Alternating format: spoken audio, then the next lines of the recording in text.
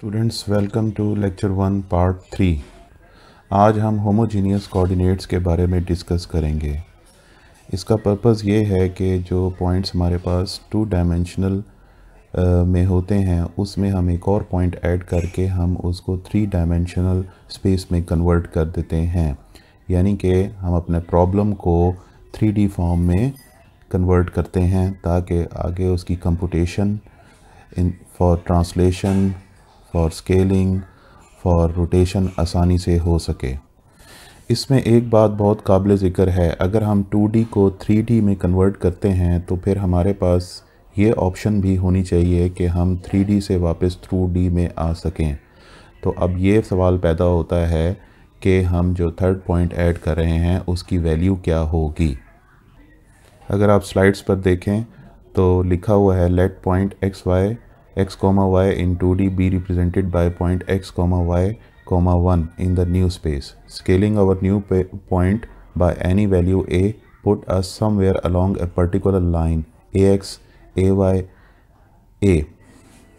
नीचे आपको एग्जांपल दी गई है कि एक पॉइंट जो 2D में दिया गया है 2,4 में, और उसको अगर हम रिप्रेजेंट कर सकते हैं अपना 3D के अंदर तो उसकी मुख्तलिफ फॉर्म्स हो सकती हैं, जैसा कि 8,16,4 और 6,12,3 और 2,4,1 और एक्सेट्रा। इस एग्जांपल में अगर आप 8,16,4 को देखें और 6,12,3 को देखें तो इसमें आपको एक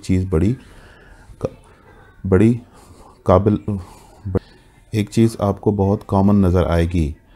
थर्ड पॉइंट अगर पहली एग्जांपल के अंदर देखें 8,16,4 के अंदर तो थर्ड पॉइंट 4 है। 4 को अगर 16 पे डिवाइड करें तो 4 आता है, 4 को अगर 8 से डिवाइड करें तो 2 आता है, और 4 को अगर 4 से इटसेल्फ डिवाइड करें तो 1 आता है। तो पॉइंट बनता है 2,4,1। इसी तरह से अगर हम 6,12,3 वाली एग्जांपल को देखें तो 3 को अगर 3 से इटसेल्फ डिवाइड करें तो 1 आता है, 3 को अगर 12 से डिवाइड करें तो 4 आता है, 3 को अगर 6 से डिवाइड करें तो 2 आता है। तो रिज़ल्ट जो आता है वो 2,4,1 आता है, जबकि हमारा गिवन पॉइंट 2D में 2,4 है। तो इसका मतलब ये है कि अगर हम इसमें तीसरा पॉइंट 1 ऐड कर लें तो इससे हमें कोई हार्म नहीं होगा, यानी कि हम 3D में रहते हुए 2D ऑपरेशंस को अप्लाई कर सकेंगे। 1 को as a third coordinate point रखने से हमें ये भी फ़ायदा होता है कि हम किसी भी वक्त जो है हम 3 से हम 2D में आसानी से कन्वर्ट हो सकते हैं।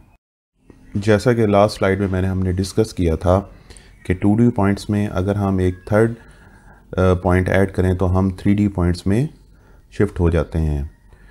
अब 3D पॉइंट्स में शिफ्ट होने का पर्पस ये है कि कंप्यूटेशन को हम बेहतर अंदाज से परफॉर्म कर सकें। 3D पॉइंट से वापस हमें 2D पॉइंट्स में भी आना चाहिए। अब आप स्लाइड्स को अगर आप देखें तो उस पर लिखा हुआ है we can always map back to the original 2D points by dividing by the last coordinate. इस सिलसिले में अगर आप एग्जांपल देखें, नीचे 2 एग्जांपल्स दी गई हैं। अगर पहली एग्जांपल पर गौर करें तो वो 3D पॉइंट्स दिए गए हैं 15,6,3। अगर हम 3 को 6 से डिवाइड करें तो जवाब 2 आता है, 3 को अगर हम 15 से डिवाइड करें तो जवाब 5 आता है। तो अगर आप देखें कि 15,6,3 3D पॉइंट्स दोबारा वापस 5,2 यानी कि 2D पॉइंट्स में कन्वर्ट हो गए हैं।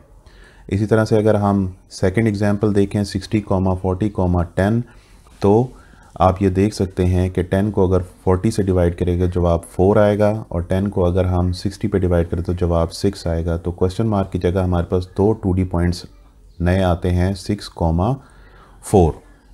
इससे एक बात और भी ज़ाहिर होती है कि जो लास्ट कोऑर्डिनेट या थर्ड पॉइंट जो होता है वो मल्टीप्लिकेटिव होना चाहिए, यानी कि वो पहले 2 पॉइंट्स को आसानी के साथ डिवाइड कर सके। तो लास्ट पॉइंट को हमें चूज़ करने में हमें एहतियात भी करनी चाहिए। तो इसका आसान हल ये निकाला जाता है कि हम लास्ट पॉइंट जो है वो 1 रख लेते हैं, क्योंकि ये भी हमने करना है कि हमने कंप्यूटेशन 3D पॉइंट्स में करनी है। तो फिर हम लास्ट पॉइंट 1 रख लेते हैं, क्योंकि 1 को अगर हम कभी भी यूज़ करें तो वो किसी किस्म का कोई इफ़ेक्ट नहीं डालता। जैसे कि नीचे लिखा हुआ है कि why do we use 1 for the last coordinate, the fact that all the points along each line can be map back to the same point in 2D gives this coordinate system its name is homogeneous coordinates. तो 1 लगाने की वजह से हम इसको homogeneous coordinate कहते हैं। अगर हम 1 की जगह कोई और मल्टीप्लिकेटिव पॉइंट रखेंगे लास्ट कोऑर्डिनेट पे तो वो आपका होमोजीनियस सिस्टम नहीं कहलाएगा। तो हम फिर यहाँ पे 1 का इस्तेमाल करते हैं ताकि आसानी के साथ कंप्यूटेशन परफॉर्म की जा सके। 1 को अगर हम लास्ट कोऑर्डिनेट के तौर पर लिखें तो फिर कॉलम वेक्टर जो है वो x, y, 1 जो है वो 3D स्पेस में रिप्रेजेंट होगा। Our points now has 3 coordinates, so our matrix is need to be 3×3। For example translation को अगर आप देखें तो आपके सामने 3×3 रिप्रेजेंटेशन शो की हुई है। इक्वल साइन से लेफ़्ट साइड पे अगर आप देखें तो ये न्यू पॉइंट्स को रिप्रेजेंट कर रहा है और दरमियान में अगर आप 1 0 tx 0 1 tx 0 0 1 tx और ty ट्रांसलेशन डिस्टेंसेस हैं तो ये आपकी ट्रांसलेशन मैट्रिक्स है।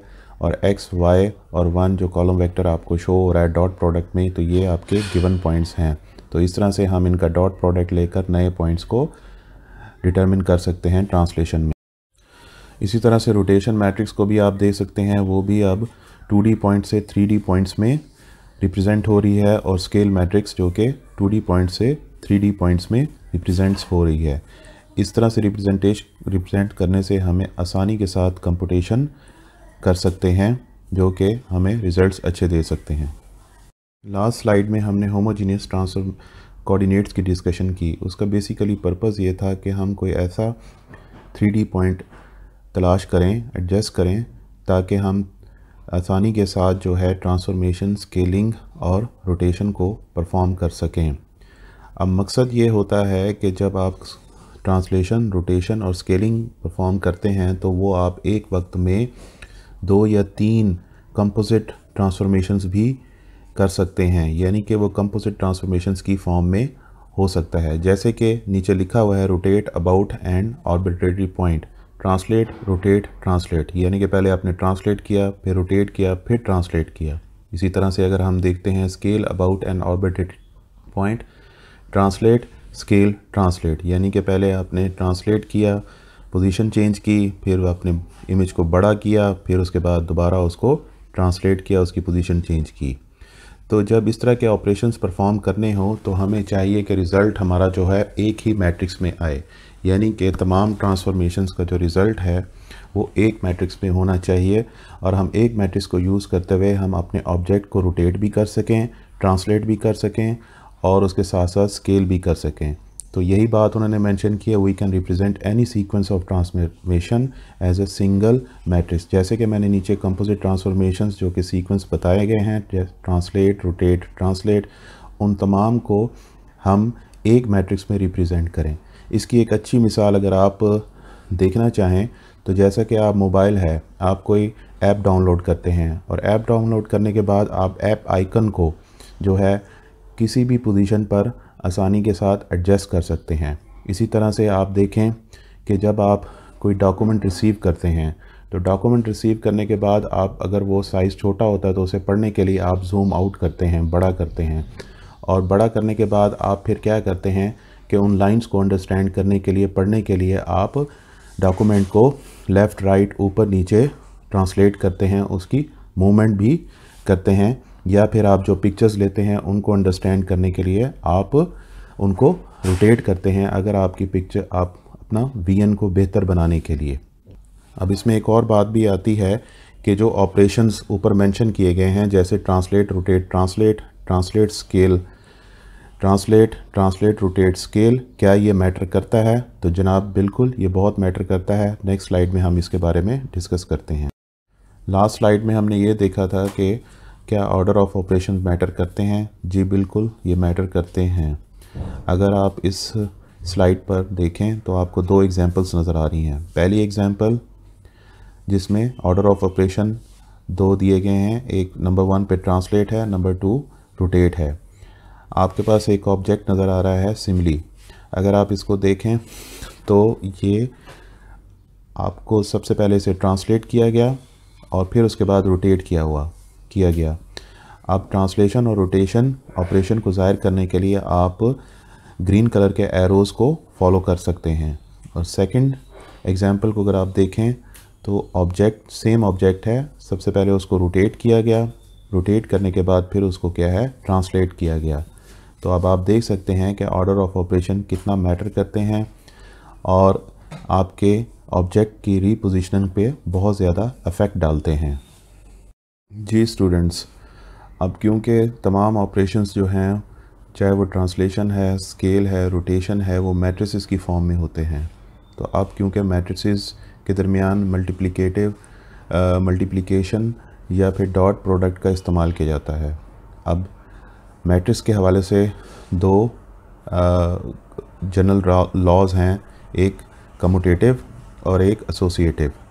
अब मैट्रिक्स को मल्टीप्लाई करने के लिए हम ये देखते हैं कि जो हम काम कर रहे हैं, चाहे ट्रांसलेशन कर रहे हैं, स्केल कर रहे हैं, रोटेट कर रहे हैं, तो हम ये बात साबित करनी है कि क्या commutative law matrix dot product के लिए यूज़ होगा या एसोसिएटिव लॉ इन तमाम ऑपरेशंस के लिए बेहतर है।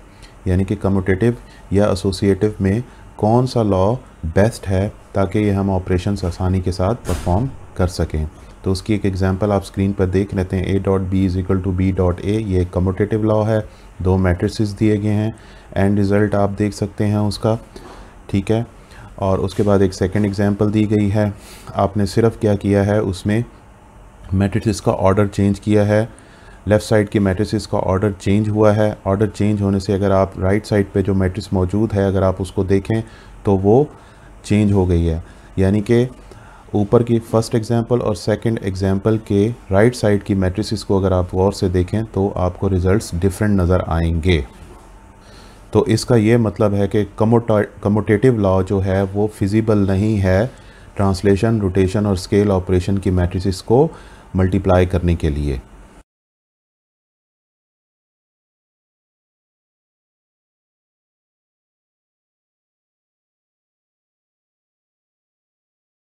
अब हम एसोसिएटिव मल्टीप्लिकेशन या एसोसिएटिव लॉ की बात करते हैं। तो एसोसिएटिव लॉ है a.b/c=a.b.c।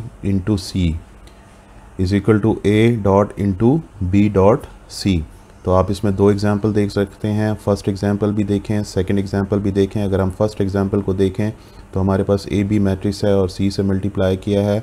तो पहले हमें ए और बी को मल्टीप्लाई करेंगे, फिर जो रिज़ल्ट आएगा उसको हम सी के साथ मल्टीप्लाई करेंगे। इसी तरीके से अगर हम जाते हैं तो सबसे पहले आप देखें कि हम बी और सी को मल्टीप्लाई करेंगे क्योंकि वो ब्रैकेट में दिए हुए हैं, प्रेसिडेंस ज़्यादा है, और फिर उसके बाद जो है हम उसको ए से मल्टीप्लाई करेंगे। तो आप देखें कि उसका भी रिज़ल्ट आपके स्क्रीन पर है। अगर आप फर्स्ट एग्जांपल के रिज़ल्टेंट को देखें और मैट्रिक्स को देखें और सेकंड एग्जांपल की रिज़ल्टेंट मैट्रिक्स को देखें तो आपको उसके दरमियान में कोई डिफरेंस नज़र नहीं आएगा। इसका ये मतलब है कि हम आसानी के साथ क्या है, एसोसिएटिव लॉ को इस्तेमाल करते हुए कंपोजिट ऑपरेशंस को परफॉर्म कर सकते हैं, यानी कि translate, rotate, translate, scale, translate. जी स्टूडेंट्स, अब क्योंकि तमाम ऑपरेशंस जो हैं